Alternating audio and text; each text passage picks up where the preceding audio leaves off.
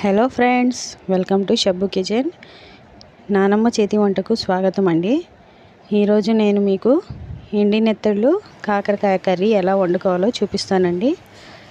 ఎండి నెత్తళ్ళు, ఎండి రొయ్యలు అనేది దేంట్లో వేసుకున్నా చాలా బాగుంటుంది. ఇవి చెట్టు అండి, కాకరకాయలు ఒక 300 గ్రామ్స్ ఉంటాయి. వీటిని గింజలు అవి తీసేసి చక్క సన్నగా ఇవాళ తరిగేసుకోవాలి. కొంచెం కల్లుప్పు వేసేసి చక్కగా అంతా దానికి పట్టేలాగా కలిపేసుకోవాలి. తర్వాత కొంచెం నెత్తళ్ళని కొంచెం క్లీన్ చేసి ఒకసారి వాష్ చేసి పెట్టుకున్నాను. అంటే తర్వాత క్లీన్ చేసుకోవాలి మళ్ళీ. అప్పుడు మెత్తళ్ళలో ఉన్న మట్టి అనేది బయటకు వస్తుంది. మనం ఉల్లిపాయలు తరుక్కున్నంతసేపు కాకరకాయ ఉప్పునంతా బాగా పట్టేసింది. దీన్ని బాగా పిసికితే వాటర్ వచ్చేస్తుంది, చేదు వాటర్ అనేది. కాకరకాయ కూర అనేది అసలు చేదు ఉండదండి. కావాలంటే మీరు ఒకసారి వాటర్ వేసైనా కడుక్కోవచ్చు, అసలు ఏమీ ఉండదు. ఇది కాకరకాయ కర్రీ బాగుండిద్ది. ఇలా ఉన్నా కానీ బాగా పిండేసి వాటర్ అంతా తీసేయాలి. కాకరకాయలో ఉంది వీలైనంత వరకు మీరు ఎంత గట్టిగా పిండగలిగితే అంత గట్టిగా పిండేసేయండి. ఇప్పుడు మెత్తలను శుభ్రంగా కడిగేసి పెట్టుకున్నాను. దానిలో ఇసుక అనేది వస్తుందండి. బాగా పైన క్లీన్ చేసి తీసేసుకోవాలి. ఇప్పుడు ఒక పెద్ద స్పూన్తో ఒక 5 టేబుల్ స్పూన్ ఆయిల్ వేసుకున్నాను.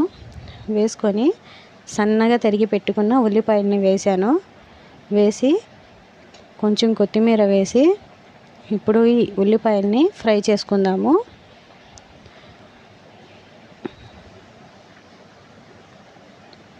చాలా బాగుంటుందండి. ఉల్లిపాయ ఎక్కువ వేసుకున్నాం కదా, అసలు కాకరకాయ కర్రీ అనేది ఎవరికి అర్థం కాదు. ఇప్పుడు కొంచెం పింక్ కలర్లోకి మారింది కదా ఉల్లిపాయ అనేది. దీనిలో మనం ఇందాక కడిగి పెట్టుకున్న నెత్తళ్ళని వేసేసుకోవాలి.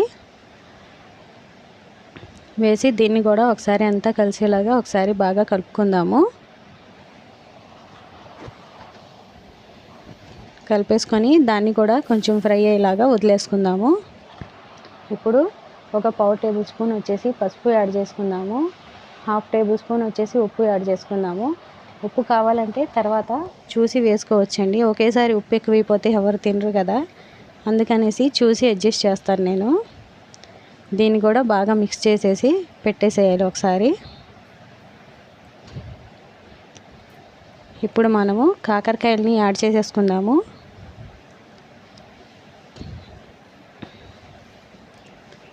యాడ్ చేసేసి ఒకసారి అంతా కలిసేలాగా కలిపేసి మళ్ళీ కాకరకాయలో ఇంకొంచెం వాటర్ వస్తాయండి కుక్ అయినప్పుడు. ఈ వాటర్తోనే కొంచెం ఉడికేదాకా ప్లేట్ పెట్టేసి మనం కొంచెం కొత్తిమీర వేసేసి ప్లేట్ పెట్టేసి ఒక 5 మినిట్స్ తర్వాత మళ్ళీ ప్లేట్ తీసి చూద్దాము. దానిలో ఉన్న వాటర్ తగ్గిపోయిందండి. మళ్ళీ ఒకసారి బాగా కలుపుకుందాము.